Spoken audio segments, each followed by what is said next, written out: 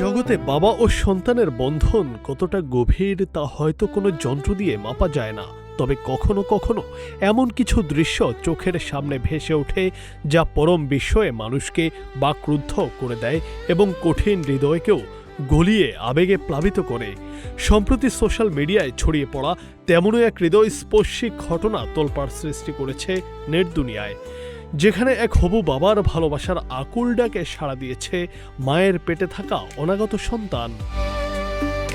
হাসপাতালের সেই নীরব আল্ট্রাসাউন্ড কক্ষ, মনিটরের ঝাপসা আলোয় সবেমাত্র ফুটে উঠতে শুরু করেছে নতুন এক জীবনের অবয়ব। শয্যায় শুয়ে থাকা মা আর পাশে পরম মমতায় দাঁড়িয়ে থাকা বাবার চোখে তখন হাজারো স্বপ্নের জলছবি।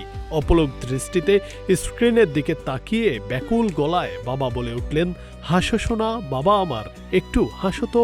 আর ঠিক তখনই ঘটল সেই অবিশ্বাস্য মুহূর্ত। বাবার সেই ভালোবাসার ডাক কি সত্যি পৌঁছে গিয়েছিল মায়ের পেটে থাকা সন্তানের কানে?